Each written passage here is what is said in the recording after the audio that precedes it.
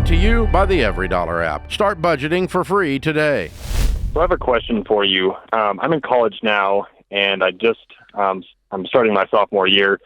My siblings or my parents have been took money from me in high school as like borrowing it to supplement their income, and then just didn't pay it back, and now they're doing it for my siblings. How much money did you have in high school? I was making about $5,000 to $8,000 a year, just working part time and then full time during the summers. How much money did they take from you? About $3,000 total before I could get my own bank account, and then all my money's in there now. Hmm. And you said you're off at school now? Yeah, I'm in college now, so I have my own bank accounts. It's all separate. I'm good.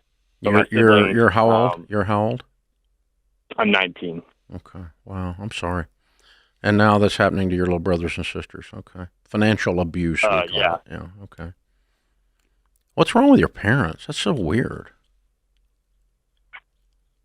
I mean, we've had some issues where my mom had an injury that's been working through like a legal case or whatever and stuff, and she lost her job, and so they've just been running on not much.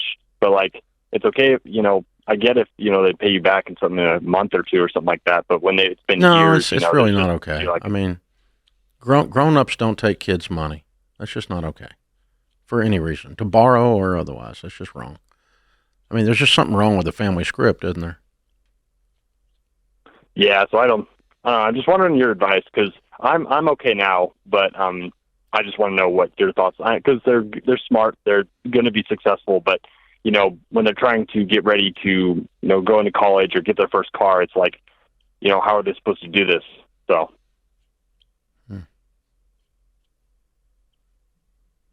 Wow. That's a tough situation. I'm sitting here thinking through this because they can't try to, any ideas that I had, and I had 2 or 3 pop in my mind about how they could protect their money, but the problem is they live in their house, and if they're being abused in that way where they're taking their money, them hiding money from your parents isn't a legitimate solution just because of the tension and all of that and the craziness. So there's not much they can do. Have you ever talked to your parents about how this made you feel? Hey, George here with a quick interruption. If something were to happen to you tomorrow, would your family know where to find your life insurance policy, your will, even your Netflix password? Well, Knockbox solves that. It's a kit that organizes your financial accounts, estate plans, and everything your family would need all in one place. That way they don't have to hack into your laptop or locate some long-lost thumb drive. So leave them a legacy, not a scavenger hunt with Knockbox. Ramsey fans get the best discount available at knockbox.com/Ramsey. That's knockbox.com/Ramsey. Have you ever talked to your parents about how this made you feel? Yeah, and they just justified it because, like, it's either we're going to put food on the table and, like, you're going to eat, or, like, we're going to, that kind of thing. That was what they why don't they work? Well, they work and they make good money. They just don't have a budget. They don't. I mean, what is good money? Because food on the table is not good money if you have to take it from a teenager. Yeah, they don't have good money. Yeah, well, I think they make definitely over $100,000. So that was a couple of years ago. I heard it. So these people are just whacked. They're just whacked. Okay. How old are your siblings? 16 and 17 in high school. So like right around the age to get a car, and then saving up for getting out of or going into college. Are there equally wacky stories that you're not bringing up and we don't have time to cover? But is there a lot of wackiness besides this issue for them and your parents? I think there's kind of a weirdness around money. I was the first one to actually start making money and like have, to get a joint bank account as my first account. And then just start making money with summer jobs to save for college. Mm-hmm. And I think just as things were tight, it was like, oh, it's right there. It's just easy to transfer some over. Hey, we'll pay you back $500, this $500, and when we get paid or whatever. But so you've spoken to them about it. They don't give a rip. They justify it, which is absolutely ludicrous. Typically what some kind of weirdo like this will do. You have 2 options. One is just make peace with it and move on with your life. 2 is interfere and that is to call your siblings up and say, hey, if you want to open up a bank account over here, I'll help you open up one. Yeah. And you can put all your money over here, and I'll help Right. you do that. You can do that at 19. And, have side a bank. It's not hiding it. It's just saying, Mom and Dad, and if your parents say anything, well, you stole all my money. I'm trying to keep you from stealing theirs. Yeah. Right. That's what I'd say. I'd just say, you're a freaking thief. Would they kick your siblings out if this were to happen? I'm not sure. I don't think they would, but it would add a lot of tension to any and all family gatherings we have after that. Yeah. Yeah, Well, but they've already done that. Let me help you with this. There's a big old elephant with his butt sitting in the middle of your living room already, and y'all are walking around it, Yeah. acting like it's not there. He's a big sucker. The elephant in the room, you know what I'm talking about, right? That your parents are thieves. Yeah, there's tension in the room. You've already addressed it. It's just that they don't feel it. That's the only difference. The rest, everybody else goes, oh, yeah, we got to watch out for them. It's like the flirty step uncle. I mean, you got to stay away from Bob, Oh, my God. It's just like, no, of course we talk about Bob and we keep Bob away from, I mean, come on. Dave, Sorry, Bob, but call me out on this, Dave, if I'm wrong. Yeah, There's a Bob somewhere really pissed Bob. right now. Yeah.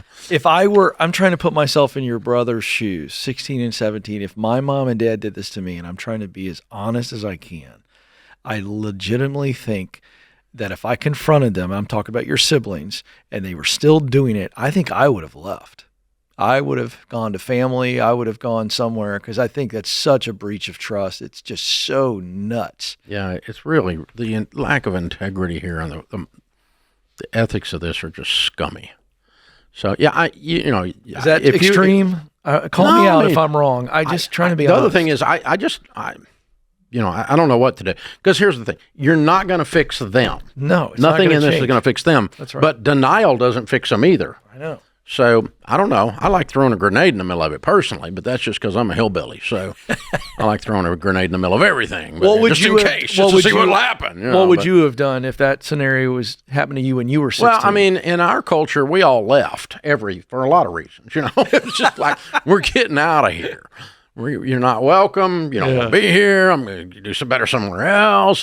And part of that was just getting the little eaglets out of the nest. That's okay too. But no 28-year-olds in the basement in our culture. Mm-hmm. So, but anyway, man,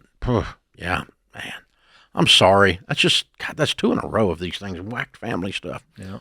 We're just going to sell Henry Cloud's book all day. And it's an old book, but still selling it. Yeah.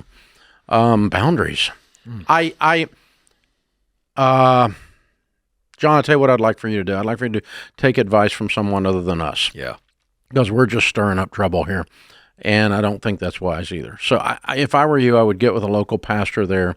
And if you're not plugged into a good church, get plugged into a good church and get some good godly counsel from someone that is a pastoral counsel that just says, okay, what should happen here?